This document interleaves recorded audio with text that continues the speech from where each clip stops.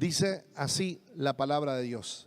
Vamos a ir versículo por versículo porque me interesa explicarle para que usted entienda y se sitúe en ese tiempo, en ese momento, hace 2000 y pico de años. Dice, se acercaban a Jesús todos los publicanos y pecadores para oírle. Mire, qué cosa, ¿no? Que dentro de los que escuchaban a Jesús había dos clases y una era los pecadores. Nosotros dijimos que somos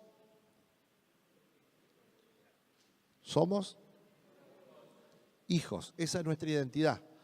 Los pecadores son aquellos que todavía no se consideran hijos, obviamente. Pero estos se acercaban para escuchar a Jesús. Pero dentro de esta línea había también otros que se llamaban publicanos. Fíjese usted que cuando Jesús da esta parábola, pone a los pecadores y a los publicanos en el mismo lugar, en la misma situación, en el mismo nivel. Ahora, ¿quién eran los publicanos? Y esto es bueno aclararlo, porque ustedes sí, algunos dicen eran pecadores públicos, ¿no? Y hay publicanos. No, va un poquito más allá de ser públicos y de ser pecadores. Va de una forma que primero eran israelitas, eran judíos.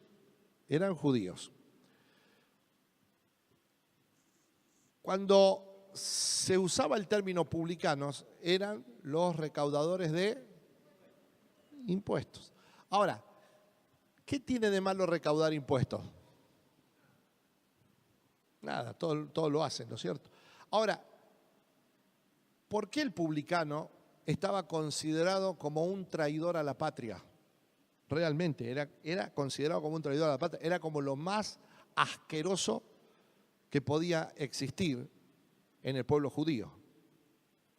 ¿Por qué lo pone a la par de los pecadores y de los pecados más horrendos? Porque dentro de los pecadores puede haber asesinos, puede haber homicidas, violadores, abusadores, pedófilos y todo eso. Y ahí en ese nivel lo metían a los publicanos. ¿Qué es lo que hacían los publicanos? Mire, los publicanos, para que usted tenga una idea, primero estamos hablando de que ¿quién gobernaba Israel? El Imperio Romano. O sea que el César estaba bajo la jurisdicción o bajo, digamos, el mandato del pueblo judío. O sea, Israel no era gobernado por israelitas, sino por romanos, por el Imperio Romano. Por lo tanto, los impuestos iban para el César. Pero a su vez, el tema era que los romanos no cobraban impuestos a los judíos. No le cobraban los impuestos a los judíos, no querían cobrarle. ¿Qué es lo que hacían entonces para recaudar dinero? Ellos vendían la deuda pública. Eso es lo que hacía un publicano. O sea, esto está fácil para decírselo. Mire, yo le doy un ejemplo. Por ejemplo, nosotros tenemos en la congregación todos ustedes. Entonces yo hablo con el gobernador y le digo, no se haga problema, usted no va a juntar más impuestos. De ahora en más lo junto yo. Le compro los impuestos de todos ustedes. Claro, yo se lo compro a 100 pesos y empiezo a sacar cuenta por 100 pesos. Y después cuando yo le voy a cobrar a usted, no le cobro 100 pesos, obviamente, porque yo tengo su deuda. La deuda pública yo la compré. Entonces yo a usted termino extorsionándolo y cobrándole como si fuera un prestamista, no sé si me entiende. O usted paga, o usted paga. O me paga a mí, o me da uno de sus hijos por la deuda, y esto lo hacía el mismo judío. La cuestión es que era a los ojos de Dios, era un pecado tremendo, porque para eso estaba el año del jubileo, para eso estaba el perdón de los judíos y todo. Esta gente, siendo judío, estaba recaudando para el Imperio Romano, pero para su bolsillo. O sea, si bien ellos pagaban la deuda, en conjunto después por región, ellos iban y cobraban a los judíos sumas exorbitantes, obviamente. Entonces, por eso estaba visto como un ladrón, estaba visto como un estafador, como un extorsionador. Pero más allá también, que recuerde que Dios siempre dijo que la tierra era libre y que los judíos no cobraban impuestos por la tierra porque le pertenecían a Dios. De Dios, la tierra es de Dios y su plenitud, el mundo y los que en ella habitan. Y esto el judío lo tenía muy claro. Entonces no podía cobrar sobre algo que no les pertenecía, porque en definitiva la tierra ¿a quién pertenecía? A Dios, ¿me entiende? Y entonces ahí había un doble pecado. Ellos tomaban impuestos y no solo esto, sino que el impuesto se lo tomaban los romanos. Eso significaba reconocer el señorío de los romanos sobre los israelitas, que eso también era pecado, porque eso era idolatría, tener a una persona como soberana y como dueño de las tierras. O sea, mi amigo, estaba jorobado por todos lados el tema. Esto era lo que era un publicano, para que usted entienda, porque si no, no va a entender nada. Por eso estaban al mismo nivel. Entonces dice, se acercaban a Jesús todos los publicanos y pecadores para oírle. Obviamente estaban interesados en oírle. Acuérdese que, ¿quién era uno de los apóstoles que fue publicano? Apóstol, Zaqueo. Salió apóstol en la nueva versión internacional. Que estaba juntando y recaudando impuestos y Dios le dijo, sígueme. Y le siguió. ¿Quién fue? Mateo, hermano, Mateo, San Mateo. Mateo. Él era recaudador de impuestos, era publicano, el cual dejó todo para seguir a Jesús. Tremendo, porque inclusive dejó su deuda. O sea, obvio que los publicanos compraban, o sea que eso salía un dinero. Y al seguirle significa que dejó esa inversión o ese dinero que pensaba sacar, dejó todo para seguir a Jesús. Está buena la historia esto. Algún día lo vamos a leer. Dice, y los fariseos y los escribas, ahora hay otra casta. Están los pecadores, los publicanos, ahora vienen los fariseos y los escribas. ¿Y quién era este grupo? ¿Quién eran los fariseos? Estamos hablando de todos judíos, ¿eh? Los fariseos, y de ahí viene la palabra, vos sos un fariseo. ¿Nunca escuchaste esa palabra? ¿Nunca te dijeron esa palabra? Bien, fariseo era la casta religiosa que realmente, como decía el chileno, que le decían gatica, predica, pero no practica. O sea, toda la gente que era falsa, religiosa, por eso dice, Jesús le dijo una vez a los fariseos, sepulcros blanqueados, porque por fuera sos una espectacularidad, pero por dentro está llena de rapiña y de huesos podridos. Así le dijo Jesús. Entonces usted va a entender que el término fariseo no era el mejor término, era ser un hipócrita, ser un falso. De ahí viene esa acepción de la palabra. Pero también están los otros, los escribas. ¿Y quién eran los escribas? ¿Lo qué? ¿Qué dijo? No escuché. ¿Qué gritaste? ¿Qué? ¿Lo qué? La serpiente. ¿Qué? Los únicos que sabían escribir e interpretar la ley. Por eso son escribas. Escriba Si usted dice, ¿para qué sirve un escribano? Bueno, no es un escriba, pero sí es un vano. No, el escriba, bueno, es un escriba, no tiene la que, porque el escribano es para otra cosa. Bueno, los fariseos y los escribas murmuraban diciendo, porque estos estaban en otra, si bien eran unos falsos y los otros escribían la ley, no estaban en la condición de pecadores en la misma altura de los pecadores y de los publicanos. Entonces, dice, a los pecadores recibe y con ellos come. Mire usted, ¿no? Como diciendo, mira con quién se junta. Ahora, acá viene el gran dilema, ¿no? Y el gran tema. ¿Sabe por qué la iglesia ha dejado de crecer en este último tiempo? Por causa de los fariseos. No digo de los escribas, pero sí por causa de los fariseos. Porque claro, te ven con alguien y ya te comienzan a jugar. Y para no quemarte vos, para no quemarte, si no, yo que me voy a juntar con aquel, ¿y qué me voy a juntar con aquel? Entonces la salidita que nosotros tenemos, hermano, y este es un curso de evangelismo, se lo voy a hacer como curso de evangelismo ahora, o de misiones. Las saliditas que nosotros tenemos es con puro creyente. Entonces nos vamos con el creyente. Está lindo eso, está lindo, porque hablamos todo el mismo idioma, comemos todo el mismo asado, jugamos toda la pelota, pero la verdad que no impactamos a nadie. Está lindo que lo hagamos de vez en cuando, pero está lindo que usted se mezcle con la gente de donde usted salió. Porque allí están, como quien dice, los peces gordos. Allí están los que necesitan que usted les tienda su mano. Entonces, este era el pensamiento de los escribas. A los pecadores recibe y come con ellos, tiene comunión con ellos, come con ellos. Tremendo.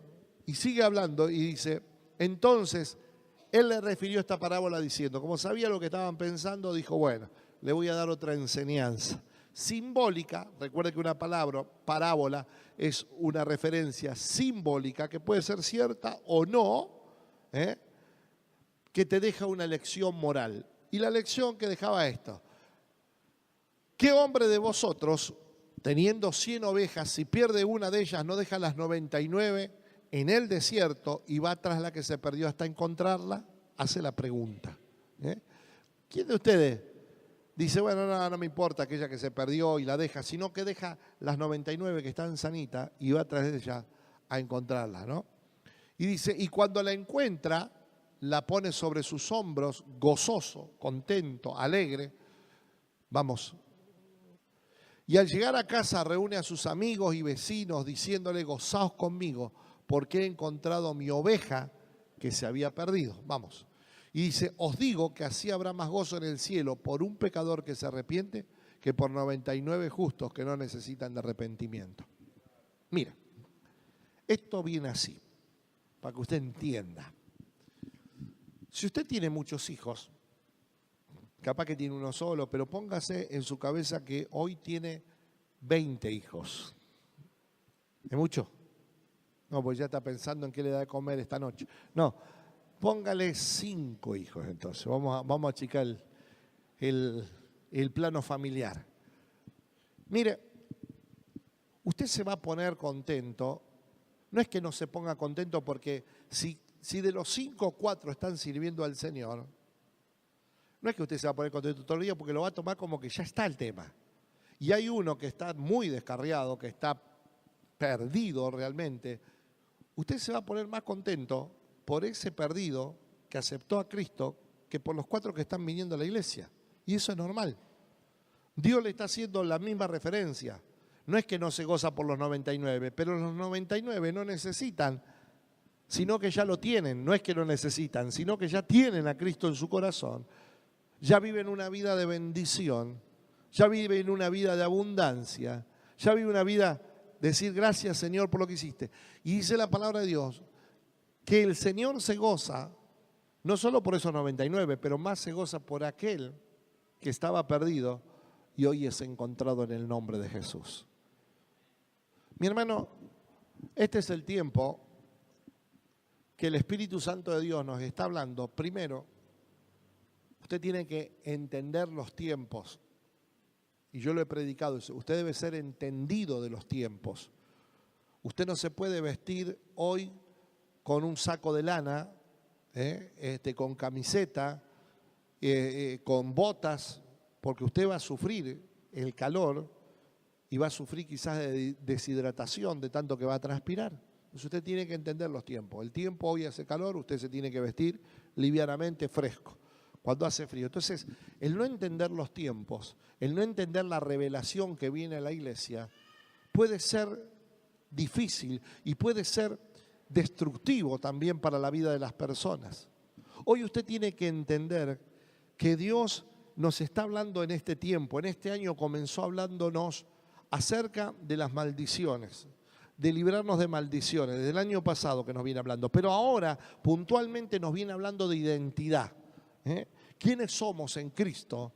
para que nosotros nos sintamos perdonados, porque usted no puede salir con un corazón resentido a decirle a alguien que Cristo lo ama cuando usted no entiende y no cree en el amor de Jesús. ¿Me entiende? Hay mucho resentimiento en la vida de los creyentes muchas veces. Y muchas cosas se hacen por despecho. Se hacen por despecho. ¿Me entiende, hermano? Entonces usted debe comprender cuál es el amor de Dios. Usted debe ser maduro en las cosas de Dios en el nombre de Jesús. Y usted debe ser el primero de disfrutar esa libertad en Cristo, de esa madurez en Cristo, de ese amor en Cristo, para que otros que no conocen el camino del Señor, usted los pueda dirigir al Señor y decir, así como Dios tuvo misericordia conmigo, va a tener misericordia con vos. Y cuando te diga, pero yo hice tal cosa, tengo algo para decirte, y una novedad preciosa, la sangre de Cristo Jesús te limpia de todo pecado. Amén. Gloria al nombre de Jesús. Gracias, Señor. Claro, quizás alguno diga, pero así tan fácil, así de fácil. Siempre nosotros queremos poner cosas complicadas y darle vuelta, no porque tenés que hacer esto. No, mi hermano. La misericordia, el amor y la sangre de Cristo está para todo aquel que cree. Ahora, por eso vuelvo a repetir hasta el hartazgo, sin fe es imposible agradar a Dios. Cuando usted se acerca a Cristo, tiene que creer que le hay, a Dios, tiene que creer que le hay y que es galardonador, galardonador. Eso significa dador de dones, de regalos a aquel que le busca. Y el regalo más maravilloso fue Jesús. Y el regalo más maravilloso fue la sangre de Cristo, la que nos limpió de todo pecado. Así que siéntase amado por el Señor en el nombre de Jesús y comience a buscar aquellas ovejas que se han perdido. Aquellas que en algún tiempo quizás estaban en el redil y que por situaciones, mire, cuando usted escucha, yo en estos casi 30 y pico de años de pastorado, he escuchado situaciones tan ridículas, hermano, de gente que se ha ido, situaciones tan sonsas, tan sin sentido, realmente sin sentido. Quizás diga, no, pero tiene un sentido tremendo para la persona que se fue. Mi hermano, cuando vos lo pones en el crisol de la palabra de Dios, por eso estamos hablando de libertad y de madurez en Cristo. Cuando vos lo pones en el crisol de la palabra de Dios no tiene sentido. Lo que el diablo hace, la confusión que el diablo trata de poner en sus hijos para que ustedes no disfruten del evangelio de Cristo Jesús.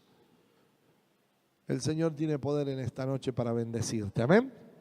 Nos vamos a poner de